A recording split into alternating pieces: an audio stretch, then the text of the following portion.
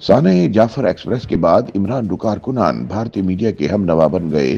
बलूचिस्तान में मुसाफिर ट्रेन पर हमले के बाद भारतीय मीडिया के साथ पीटीआई के यूथी अरकान भी सोशल मीडिया पर झूठी प्रोपेगेंडा मुहिम चलाने और सिक्योरिटी फोर्सेस पर इल्जाम तराशियों में पेश पेश नजर आते हैं। बलूचिस्तान में मुसाफिर ट्रेन के दहशतगर्दों की सफाकियत का निशाना बनने के अफसोसनाक वाक़े के बाद भारतीय मीडिया आपे से बाहर हो गया। जहां एक तरफ इंडियन मीडिया पर गैर मुसद्दक़ा मालूमात का चर्चा रहा, वहीं दूसरी जानिब पाकिस्तान में मौजूद मुल्क दुश्मन अनासिर भी अपने समाजी राब्तों के प्लेटफॉर्म्स पर भारतीय मीडिया का साथ देते नजर आए। बलूचिस्तान में मुसाफिर ट्रेन पर हमले के बाद पाकिस्तान दुश्मन अनासिर भी अपने सोशल मीडिया अकाउंट्स के जरिए गुमराहकुन प्रोपेगेंडा फैलाने में भारत के साथ शामिल हो गए। जाफर एक्सप्रेस पर हमले के बाद भारतीय मीडिया के साथ पीटीआई के यूथी इनकलाबी भी सोशल मीडिया पर सिक्योरिटी फोर्सेस के खिलाफ प्रोपेगेंडा मुहिम चलाते नजर आए। भारतीय टीवी चैनल ने जाफर एक्सप्रेस पर हमले की खबर आलमी सतह पर डिक्लेयर कलदम दहशतगर्द तंजीम बीएलए के सोशल मीडिया अकाउंट से ब्रेक की, जिसे भारतीय अकाउंट ने फौरी फैलाया, जिसके बाद भारतीय टीवी चैनल्स हस्ब रिवायत एआई से बनी वीडियोस, पुरानी वीडियोस और तस्वीर का सहारा लेकर मुसलसल पाकिस्तान मुखालिफ प्रोपेगेंडा करते रहे। भारतीय मीडिया के साथ साथ जाफर एक्सप्रेस पर हमले की जाली videos PTI social media accounts पर भी जारी की गईं, जो असल में 2022 की एक फिल्म की थी। भारतीय मीडिया के इस बेबुनियाद प्रोपेगेंडे में भारतीय सोशल मीडिया अकाउंट्स के साथ साथ पीटीआई से वाबस्ता सोशल मीडिया अकाउंट्स ने भी भरपूर तरीके से हिस्सा लिया। इस झूठी प्रोपेगेंडा मुहिम के दौरान भारतीय मीडिया के साथ साथ पीटीआई के सोशल मीडिया अकाउंट्स के जरिए भी रेस्क्यू ऑपरेशन में मसरूफ अफवाज पाकिस्तान के खिलाफ जहर फशानी जारी रही।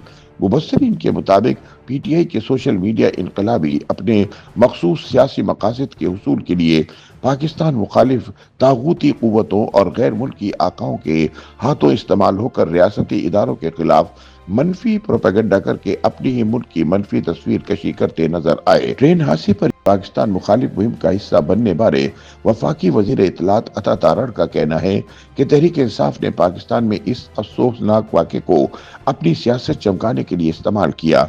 वो इस बर्बरियत के दौरान भी रियासती इदारों के साथ खड़े होने की बजाय कलदम बलूचिस्तान लिबरेशन आर्मी बीएलए और भारतीय मीडिया की जबान बोल रहे थे। यानी भारतीय मीडिया, बीएलए और पीटीआई इस वाक़े के ऊपर एक जबान थे। उनका मजीद कहना था कि जाफर ट्रेन पर हमले के बाद भारतीय मीडिया की जानिब से बड़ा प्रोपेगेंडा किया गया। ऐसा लग रहा था कि वो पहले से ही इस चीज के लिए तैयार थे।